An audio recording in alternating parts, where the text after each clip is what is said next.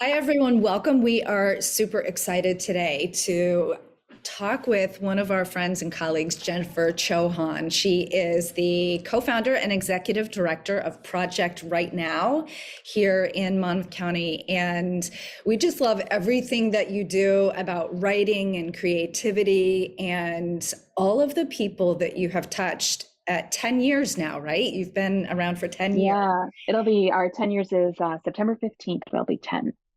That's fantastic. It's kind of a magical turning point, I imagine, for you, right?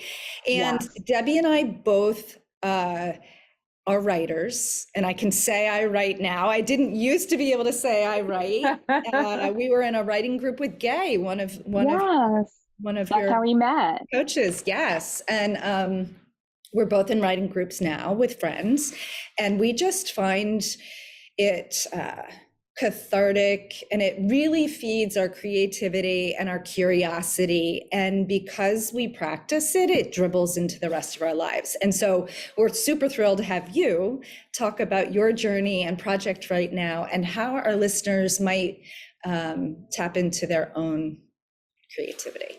So, Well, first, I am so grateful to be here. Thank you both of you for inviting me onto your podcast. I love and appreciate the opportunity to talk about expressive and creative writing. And yeah, the organization we started, we're celebrating 10 years. It's funny that you say it's a magical number because I actually just looked up on WebMD, like, what does turning 10 mean? And it talks about, it talks about how like it's the time when you experience like physical growth and independence. And I just feel like, yes, that's a lot of what Project Right Now has been experiencing, and especially in this turning point year of growth and even having more of a voice to talk about the importance of expressive and creative writing. So I'm so grateful to have this platform. And I'm so excited that you're both a writer. So as much as I'm going to talk, I am also going to be throwing that back to you to hear more because I love like when I get into conversation with somebody, it's so funny. No matter where I go, at some point, inevitably, it turns to, so do you like to write? What kind of writing do you do? And then I find so many people are like, well, I wrote at one point, I journaled at one point, or, I've always wanted to write, or I have a story inside I've been wanting to tell and get out. And so I just love talking about writing with pretty much anybody. So, beautiful thing. Beautiful thing. And I forgot to say this in your introduction, but you also just received your 200-hour yoga certification. And I did. that's another beautiful practice. How does that marry with your writing? Because they're both such beautiful practices. Well, it's so wonderful that you're asking that because it's something that I've always wanted to do. I've always wanted to have a yoga practice. I think this might correlate with people who have always wanted to have a writing practice. And I feel like the two do intertwine so well. But I think it's about both practices to me feel like it's giving you the time and the space to be present with yourself and explore who you are, what you're feeling, what's important to you, where you are in your life. And what I found was that there was so much correlation between, again, being present. And so just to back up and talk about Project Right Now. So our organization is really, I said, about expressive writing. And with that, it's writing about your thoughts, your feelings, your processing emotions, really just allowing you to be completely free with however you get your thoughts and ideas out on paper. I mean, I am old school. I love nothing. I mean, there's nothing makes me happier than when I give a writing prompt to a group and all of a sudden there's the scratch of a pencil or paper. Like, I don't know. I just get so excited about that. But I'm also completely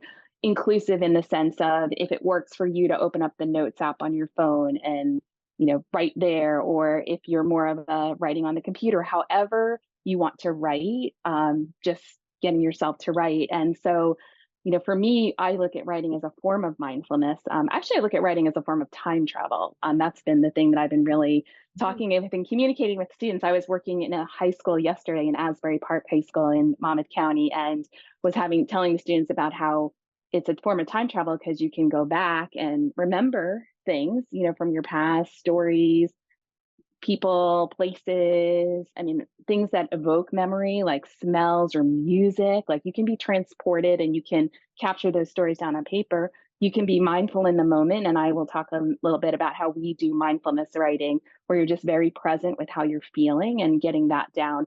Or your imagination, which is what I was telling the students yesterday, is probably the most important thing that we have as human beings is our imagination. And I had the students transport to the future, and they could choose a year or 5 years or 10 years from now.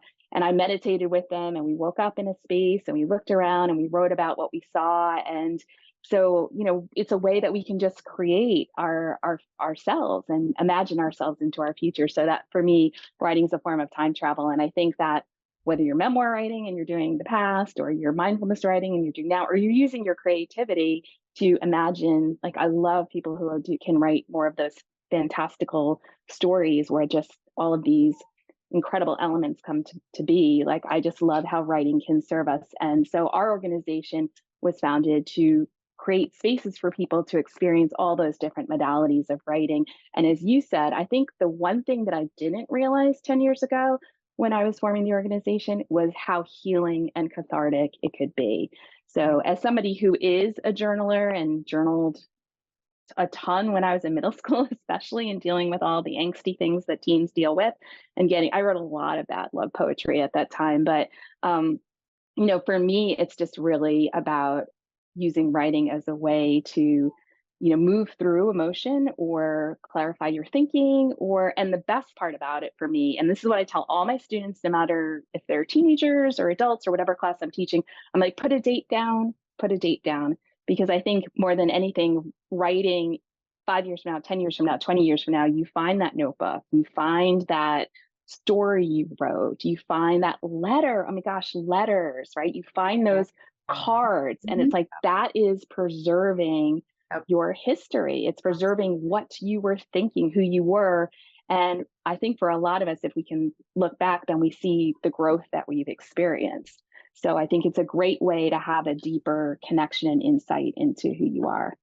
Absolutely. Jennifer, I'd love to hear the story of how Project Right Now was actually born. Like, I would love to do that. Yes.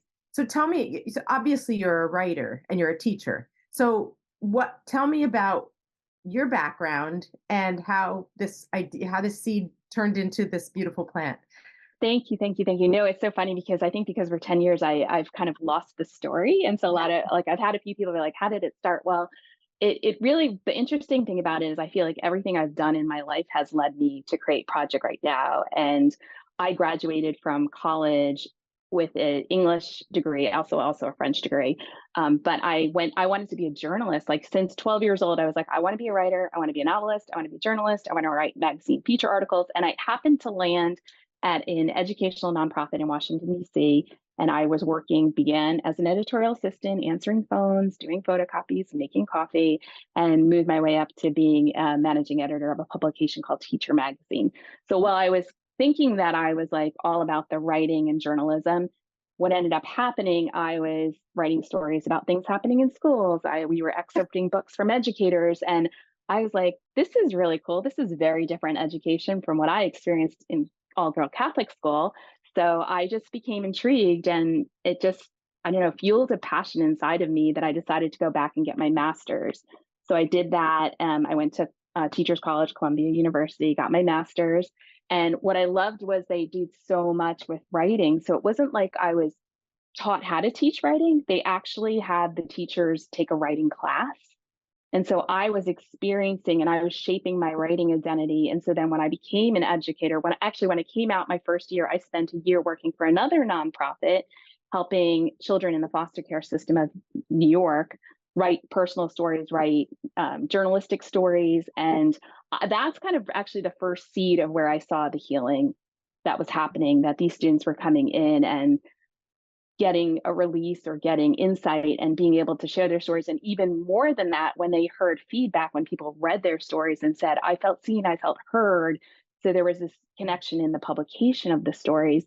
And then from there, I became a high school English teacher in Monmouth County. And what I noticed, so because I came in as a writer, like a writing-based teacher, I got to teach journalism and creative writing and film studies and all the electives. And what I noticed, I was also teaching your honors classes, the AP classes, the seniors. But what I noticed was that the students coming into my creative writing class, they were just walking in a different way. They were excited, they were energetic, they were pouring their hearts onto the paper and writing stories. And we would sit in a circle, and they were becoming more open, they were becoming more connected, they were forming a community. and sort of a light bulb went off in my head, like, oh my gosh, this is the way to do writing. And because I was a writing based teacher, I did that kind of writing in all of my classes. I did a lot of creative and expressive writing just organically in all of my classes. But I ended up leaving public education for personal reasons. I had my third kid under 4. And so the teacher salary, 3 kids in daycare, that wasn't kind of going to work. And then when I was ready to go back, my mom became sick with cancer. So she was diagnosed with metastatic lung cancer, and I dropped everything to take care of her because I was very, very close to my mother. And sadly, she passed away within 5 months. And then a year and a half later, my father passed away from a terminal illness that he had already been diagnosed with. And then a year later, I started to go through a divorce. So I came to a place, I was 40 years old, 41 years old. I had 3 kids, 9, 7, and 5. I know how hard it is to be a teacher. I know all the, just everything that teachers have to do. And I just was in a place where everything that I had known about my life had just been flipped upside down. And so I just thought, I don't know. I was grieving. I was really, really grieving. And I think as much as the organization, I wanted to give people places to write. Well, what I knew was that I love to write and I love to teach writing. So those were my essential truths. And so I said, okay, let me just start little by little trying to build something. And what inevitably happened was that I knew that I wanted to do something in my mother's memory. And I wanted to create a place that gave to other people what she had always given to me, which is believing in me, not so much like you can do I mean, she did used to say things like, you can do anything you set your mind to, but even more like believing that I could trust myself, like believing that I knew myself enough to make decisions I would make decisions and I would fail. Of course that happens, but I think she just gave me a stronger sense of self. And I knew that you could find that through writing. And so I wanted a place where anybody could come and write their story and share their story, be validated, be seen for exactly who they are in that moment. And so she is a huge, huge part of that inspiration. She also had a mantra, if you're on this planet, make a difference. So I had that too. And so as much as the organization was created thinking about, I want people to write and share their stories, it also saved me when I was going through a really, really tough and painful time of my life. And yeah, so that's sort of the good thing is as I was, brainstorming, coming up with ideas, I had already known my co-founder, Greg Phelan, who had experience with nonprofit consulting, had run his own business. So he jumped on board and was like, I'd love to help you. And then I met another woman, Allison Tebald, who had just gotten her MFA in creative writing and was very passionate about it. So we kind of collectively together, we created the organization. We had a little studio space in Red Bank, and it was wonderful. Yeah. So that's basically how it started. So interesting. So it interesting. really is interesting story, and kind of how, I mean, all of that turning the world upside down led you right to that place. It's so fascinating to hear the kind of timeline on what falls away and then what gets birthed. It's very interesting. And it's like you look back and I'm like, I was in education from the very beginning. Like that's the part that I look back and I'm like, wow, like I would never have known. And I had experience with a nonprofit, I experience in public education. Like they all informed my ability to imagine it. Yeah. Yeah. Beautiful. I like what you said too a minute ago about the strong sense of self and the internal wisdom. And it's something that Debbie and I talk with our clients a lot about. The culture that we're in is very, very dominant in the top down and everyone's telling us what to do starting with our parents, right? And then we forget how to make decisions. Like we aren't setting our world up for success, taking away our decisions. And so it's partly what we're trying to undo all the time, right? And yes, I think so. Project Right Now has many different, it feels like it has many different fingers, if that It's kind of a weird Oh my gosh. perfect No, analogy. I you're don't know, right. but like the children and adults and all these in betweens. Can you tell our Yeah. audience a little bit about that? I would love to, because one of the things that is interesting and then also a little complicated to kind of wrap your head around is we can really do programs for anybody. So it's like we Mm, had a studio space, and now with the pandemic we were able to move all of our classes online. But so we have a thriving adult writing community. So an adult can come and take classes, memoir, poetry, um, generative writing, like a Just Write generative writing class. And then in the past couple of years, Greg Phelan, he launched a year-long book writing program called Book Inc. So we also have that with our adult, and that is fee-based. And then, but I have to say, we never turn anybody away. So we offer scholarship assistance in all of our fee-based classes. But at the heart of Project Right Now, it's really our community outreach. And I knew when the organization was starting that we had to, like, I wanted to give back to the community. I was thinking so much about the work that I had done in New York City with foster youth. And I originally connected with one of the local high schools and started helping kids with college essay, because college essay it's a story. It's who you are. It is creative writing in a lot of ways. So I was helping kids with college essay, and then I started just meeting different other school administrators and other heads of organizations. And so we've been actually in our local middle school, so Red Bank Middle School, for 9 years, doing weekly expressive writing with a 7th grade class and an 8th grade class in the Advancement via Individual Determination program, the AVID program. And from there, we've been doing programs in Asbury Park High School for the past couple of years. So our outreach looks like we partner with a school, we come in, and whatever the school is looking for, we'll customize the program.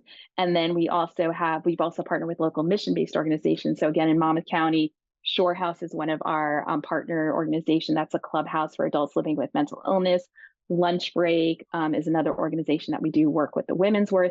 So it's really wonderful because I get calls all the time, and an organization will say, like, hey, can you come? We want to do storytelling, or we want our clients to be writing more therapeutically, or, what do you do? Can you come and do it? And so really we have, we partner with more than 100 organizations at this point. We've impacted, almost 7,000 lives at this point. So we can do 1-days, we can do weekly. So it's really, what's fun for me is just getting to know the organization. And as you can tell, I'm like super excited about giving people places to write. And so that's kind of those are kind of our different programs that we offer. We have a thriving PWN teen program that grew out of the pandemic when everything kind of got shut down and teens were at home. We opened up and said, hey, come join us online and let's write together. And this whole group of teens built our website. Like they totally created our website. I was like, listen, I don't know how to create a website for teens, so I need your help. We also have an online literary journal called Bridge Inc. We have writers from all over the world submitting to that. We're now doing a writing contest called Voice and Verse, and we're doing another contest, Freedom of Expression, in conjunction with or in partnership with Count Basie. So it's super exciting to be so connected in the community. I love Red Bank. I love Asbury Park. It's just, again, to be able to create these spaces for people to come and just authentically be themselves and write and share their stories. Yeah, beautiful. I'm so happy that we are interviewing you just for me to find all of that information out, because I didn't realize how much you were doing. Well, and I know this How much I episode didn't take advantage of it. well, and so this is just, so I know this episode will drop later, but like tonight we're going to be at Monmouth University bowling and writing. It's called Throws and Pros. We're going to bowl first. And then Lisa, our program coordinator, who is just brilliant in so many ways, she came up with all these fun writing prompts based on bowling words like alley and strike and ball and lucky, like all this stuff. So we're going to be writing. So we, in other words, we can find any way to turn whatever we're doing into a writing activity. Absolutely. So you guys have to join us. I'll have to email you after and give you a list of where we're going to be. Yes, please. Absolutely. Please do. Absolutely. Love it. Yeah. Now, Debbie, I'm just remembering during Sandy that did you actually lose all of your journals? Or were you able to save some of them? because I lost. I don't know. My journals are handwritten. All my journals are Mhm. handwritten, but I lost. Right. I lost some letter. I lost some correspondence, is what I lost. Okay. But I Oh, did find. I think I found most of it, but I definitely lost some. So it's thank good. No, that's why I handwrite my journals. But yeah. there's lots of correspondence that I lost. Um, I think what you were talking about, there's two instances that I lost. I lost some boxes of stuff. Yes, for sure. That's what you were talking about. But I also lost some online stuff because our computer died at that same Oh, time. But yes, we lost some memorabilia and some writings and some correspondence, stuff like that, which really breaks my Yeah, heart because I I know. love all writing. And I've been writing since I was 9. So, I mean, there's lots of parallels between you and I. It's interesting when you Yeah, were I'd love no, but I'd love to hear because that's like one of my favorite things to do is like hear about somebody else's writing. I right. feel like makes me so excited. So yeah, tell me your writing story. Well, I'll tell you because it leads up to obviously our being health and wellness coaches too. So, writing was my very first passion. When I was, a little kid, I was going to be the next American writer. That's what I was aiming for. Um, and I think that probably what you may have come across, and maybe some other women came across, is I felt I was not supported in the world as a woman or a girl to be a writer. Like I know there are, I'm not that old that there weren't women writers around. They weren't using pen names anymore, but it still wasn't. It was when I was going through high school and college, and I was like, how can I make a career out of this? Mm-hmm. I wasn't given I wasn't given support to do that ever. Mm-hmm. And it was frustrating because I guess I have to get into publishing then, or I have to do something I don't really want to do. I want to write. And I think it helped me on a on a on a health and wellness way is to sorting through my thoughts, starting with my journals. And it's so much we're turning inwards like we were talking about. It's so important to kind of get through rough times, confusing times, adolescence, and later on everything, just to kind of sort through. It's such a therapeutic thing. It's Yeah. creative and therapeutic, obviously. So if you're one to write, it's such, and you haven't, try it for that in and of itself. But I went to school and I practically did not major in English because I couldn't find a career that I would want to do with that. I majored in psychology, but I got my independent study in creative writing because I was like, I have Oh, to. that's great. And then I got my master's in writing. And I ended up teaching also on the college level. I was teaching composition and basically that whole thing, which I wish I could have taught creative writing because that's what burned me out because of how people are taught to write in schools I is not know. creative and not Yeah. interesting. And so I saw the end of 12 years of having to write and having to write things you don't care about. And so my students were not very inspired. I'd have one every once in a while that was, and you cherish those students because they are trying to be creative and good and about what they're writing about, and they're not just trying to get the assignment over with, which is, what most students do because they're never trained to, or they're not given the opportunity, I should say, to be Yeah. creative. Um, Hmm. so yes, and that led me also, I'm a teacher at heart too. I love teaching. I love teaching writing. It's such a, to see the faces light up about writing and people be excited about it, or people sharing their deepest thoughts and emotions, Yes. Yes. breakthroughs that come out through writing, and we see that with some journaling now in our work. So such a tool that is used in so many different ways. But that brought me to when I retired from college because I got burned out from not people not wanting to write. It Hmm. hurt my heart so much that I went to my next passion, which was health and nutrition. So, But but it is all connected. Like if it is we're all. taking this holistic approach. But I appreciate so much what you just shared because that is a huge reason why Project Right Now is Yeah. existing. It's because similar I've had similar experiences in education and I understand the need for academic writing. I just feel so strongly that we can have expressive writing too, and that expressive and creative writing can allow students to get excited, to be confident. There's so much with writing that comes with your confidence Absolutely. to write. And so the creative expressive writing can create that writing stamina, that writing practice. It can build a writing practice. It can help with writing stamina. It can build the confidence, and then that will trickle over to any kind of academic writing. Exactly. And Exactly. it's like health and wellness. I think about, I can't just go run a marathon. I can't just go, like, I have to train and practice, or even piano or music and all of it. We give so much time to practice and make mistakes. And I feel that the same thing, like expressive and creative writing, can allow the practice and the confidence. And so I Absolutely. hear that so much, and I appreciate your sharing your story. Yeah. So Yeah. I do want to say something. You said something about we've touched 7,000 lives, but it's like, but there's a ripple effect from those yes. 7,000 lives. So it's like 7 times 7,000, you know? No, It's Wendy, not- I am so grateful for what you just said, because I think that yeah, one of my biggest things that I think about is, I love teachers. I work with teachers. I am a teacher. I'm a former high school English teacher, and we have a teacher writing collaborative where we have teachers who meet every other week, and we just write together. And I see how these teachers are feeling more confidence in their own writing identities and how they bring that to their classroom. So so I may be impacting one teacher, but that teacher is then teaching classes. So I love that. Or I think about, people processing the healing, that, like, processing their feelings. I teach a memoir class that I've been teaching on Wednesday mornings for 9 years, six sessions a year. I've been doing this class, and I watch how that changes the way they're interacting with their family or the way they go through their day. So I really appreciate that you shared that insight. yeah, that's But great. Wendy, you have to talk about your writing identity now. Well, mine is still, I still get nervous when I read my writing out loud. It's a very soft spot for me. It's, whew, I get emotional just even thinking about it. It still happens. So, okay.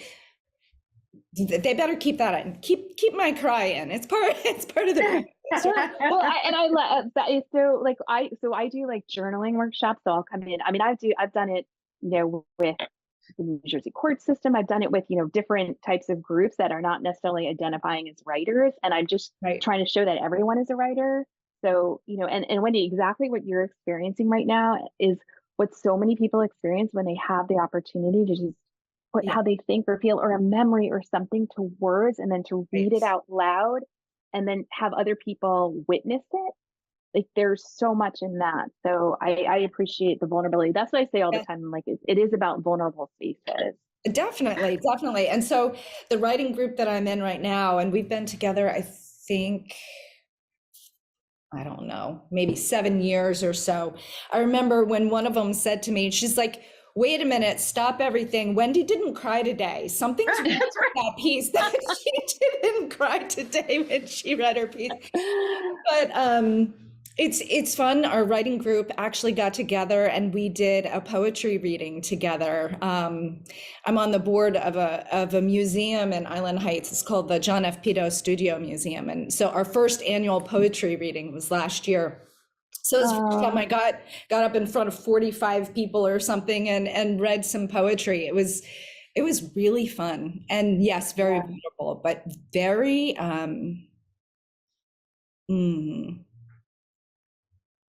I don't know. Like, I just stood up a little taller afterwards, I think is what, it just really, yeah, it was a beautiful thing. So I'm still crying and writing. Yeah. Well, anytime anybody starts crying in when we're doing it, like, I'm like, we hold the space for you to have those Yes. feelings. Like, we're validating, like, the writing helps you access the feelings and give a voice to the feelings, and then we honor that in our spaces. So. Well, and I think this is part of my story, is that I didn't have a very good teacher when I was young. I wish you were my teacher when I was young. So, and I still have layers of that experience when I was young that, I don't know, they're still bubbling up. So I'm still working. Well, you're still working. Well, and I think Yeah. that's so many people, so many of our adults who come to us and take classes, they have those stories. They have the story of, I immediately labeled myself that I'm not a good writer because Oh, writing is yeah. so personal. It is so personal. Yeah. So if somebody, makes a comment or says something or makes you feel like, you're going to get shut down. And that's again why I think the creative and expressive writing is so important, especially the expressive writing, because there's no judgment, there's no grading, there's no, like when I work with students, I'm like, bullet, fragments, ideas, stream of consciousness. Even I'm completely open to drawing and doodling too. I mean, I think a lot of students are able to start with a doodle or start with a drawing and just put pen to paper and then move from that doodle or drawing. There's no have to, Right. even with Project Right Now. And this is where I go back to the yoga training. So I did a trauma-informed inclusive yoga training for educators through a program called Breathe for Change, which I loved. And when they were talking about inclusivity and choice and modifications and not making you feel when you're doing yoga, if you're using a prop, that means that you're not good at yoga, all those things that they were talking about in my yoga training, I was like, oh gosh, this is what we do in our writing workshops. We give choice, we have a reject the prompts, we have modifications. If you're struggling as a writer to put words down, we will work with pictures.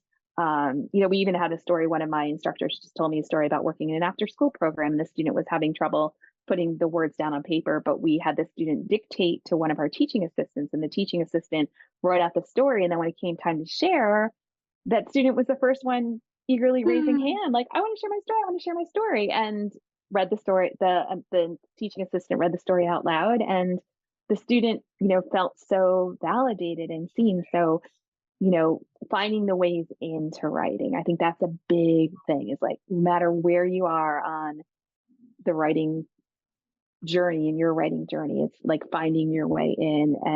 And again, Wendy, I feel what you're saying. I can see it on your face. Like, I feel what you're saying about about like how that has Makes hit yourself your sweat. heart. So how do you do so much writing and teaching and workshops and everything? How do you keep your own personal writing practice alive? Oh, You're just yourself. And because this is you're giving away so much, how do you take care of your own writing practice? Yeah. Well, I have a journaling practice, but I have to say, something that I tell when I run journaling workshops is, you don't have to write every day. Like, I give myself that. Yeah. It's funny. I think about my father. My father was a medical doctor. My father's from India. He was a medical doctor. And when I was raising my kids and they were little, he would say, like, don't force them to eat, like, never make food an issue. And he would also say it's what they eat in a week, not in a day, so that I wouldn't be forcing them to eat, greens every day. He's like, look at the week. So I Yeah. kind of do the same thing with my journaling and my writing. I may not be writing every day, but if I'm writing a sentence or I'm writing, just some, like, journaling a little bit here and there, like, it's all good. And then there's times where I binge journal and I'm journaling because I'm going through something, right? I'm going through, like, what do I need to do about this decision? Or when my mom passed away, I had a notebook in my car, and when I was dropping my kids off or going early to pick them up, I would just whip out that notebook and just, like, vent into my notebook. So I'm definitely a binge journaler. But for me, it's really about taking classes. So one of the things at Project Right Now, we have in our instructional team, I encourage everyone to be taking classes either at Project Right Now or somewhere else. But I really give space, and I give space for people to have and cultivate their own writing practice. So I currently am in a writing class at Project Right Now that I've been in, part of that book writing program, Book Inc. And I'm a young adult writer. So I'm passionate about young adult literature. I am writing a young adult novel. So that keeps me accountable, is being in a writing class. So that's, and I go to things like I love all our one day events. So, like, tonight I'll be writing at Throws and Prose. Or I had so one of my favorite things that we do that started a couple of years ago is we do programs for children, adults, and teachers in India. And this is very dear to my heart, being Indian. But so this morning I did my adult journaling group with my PWN India adults, and I journaled with them. So that's how I keep it alive, is just by taking classes and writing as much as I can when I'm instructing. Not always do I write when I'm teaching in the classroom. I'm not necessarily writing, but I try to write when I can. Yeah. I love that you just talked about accountability, and maybe you're just going to go there, Debbie. But accountability is such a big part of growth work of any kind, and that's our Anytime. job as coaches, is the accountability partner. Because when someone is there, you know someone's there and they've got your back, you show up a little bit differently. If you and people also, I think, feel like they go through, well, I know people feel like they are going through things alone. You know, your journey with losing your parents and your marriage. I'm sure you felt alone many, many times. And so Absolutely. the journaling and then the accountability, it's just, yeah. Well, and you know what's interesting about the accountability? So I think what I get from it the most is that I feel like they're all showing up to cheer me on and they believe in me. Yeah. So that's the part that has me showing up, is that I'm going to go into a Zoom room every other Thursday night and there's a handful of faces looking at me like excited to read what I wrote. Like I'm like, that I think is the big part about the accountability is, and I'm sure I imagine that would happen the same, you know, with the work that you do, where people Absolutely. are showing, believing you can do this, you got this, you know, we have your back. So I love that part of the accountability. So it's not just checking a box, but it's being in community. I think community is the biggest part of it. I know that's a lot of the work that you both Absolutely. do. You know, the community part I think is huge. And I love that you invite everybody there, that you don't have to be a writer, you know. It's and Mm-mm. I think about my own writing group, and one of our members is not she wouldn't consider herself a writer, but she writes beautifully, and she has a very unique style about her. She's intimidated by the other group members because the other three group members are writers, but Mm-hmm. her writing, we're all, and it's so, like you said, it's so personal. It's not that one of us is better than, we're all so different. Different. And it's just holding the space there, and she's expressed herself in ways she never could imagine before. And I think she's working up to probably a memoir, because all of her vignettes are like little slices of things that happened in her life, and it's so interesting that she's doing it this way. And I love that you're holding the space for that very same thing to happen there, and inviting people who don't think of themselves as writers. You know, you don't need Right. a writer. Yeah. So And I think that whole like, am I a writer? Am I not a writer? Like, you know, we talk about this all the time, because like, do you have to be published to be a writer? And I'm like, no, if you're putting words to paper, you're a writer. And so, yeah, I think we have a lot of students who come in and they're like, I've always thought about writing, or I had this story I want to tell. And I love that she's right. The style, that's what I do too, because I do have, you know, people who can, when you do generative writing, there's some people who can just write brilliantly immediately. And I'm like, I am not that person. I need to just get my thoughts down. And I'm really in the revision. I love revision, but I feel like, you know, your writing style is like a fingerprint. It's mhm. unique to you, and there's no judgment of this writing is better than that writing. You know, what I always say to my memoir class is just being authentic and vulnerable on the page, and that's to me where you connect with another person, a reader or a listener. Yeah. Such parallels with our health coaching, and everybody being unique and everybody having their Yes. own, Yep. yeah, and meeting them where they are. It's all about Meeting them where they the are. same thing. It's Exactly. everybody can become fully who they are, whether it's through writing, it's through health and wellness, whatever it is to recognize that uniqueness about ourselves, and how we can express that authenticity without being judged, without being, Yes. you know, just allowing us to be us. And then is the most nourishing thing there is. You know, it's a way to nourish yourself. Absolutely. Yeah. Yeah, and that's what I say too, is like, I love what you just said about meeting you where you are, because that's exactly what we do. And then it's moving you forward at a pace that works for you, Yeah. where you're gonna stay with it. Yeah. So, you know, it looks very different. I have in my memoir class, I have writers who are writing to preserve their stories. I have writers who want to get published. I have writers who are just writing in community. I mean, I see that really in a lot of our programs. And that's why we've built out programs that can help a writer wherever they are in their writing journey. That we have a program that can, you're just starting, I've never written before, I want to write, or I used to write and I want to write. You know, we have our generative writing. If it's, you know, I want to publish, we have those classes. But again, it's really about going into spaces where a lot of people don't consider themselves writers, or moving into spaces with youth and teens and just saying, you have a voice. I want to hear your story. Your story matters. That's a lot of our philosophy. And how are we going to, get those stories shared out and shared? And that's why we had you on our podcast, so that because we love that philosophy. We're so much aligned, for sure. Yeah. Absolutely.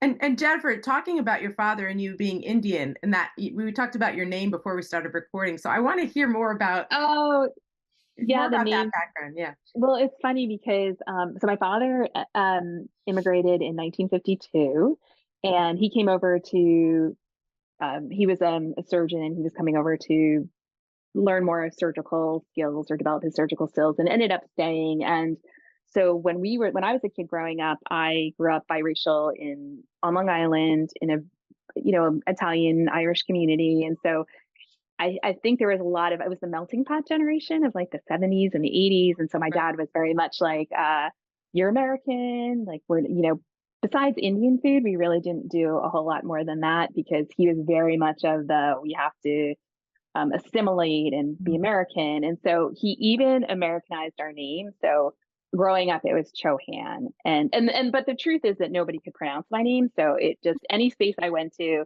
it was just it was like Chauhan. I mean, any combination of sounds, it was, and I just learned to live with it. And the good news, I had the most popular first name in the 1970s and the 1980s. So I was like, just stop it, Jennifer, we're good.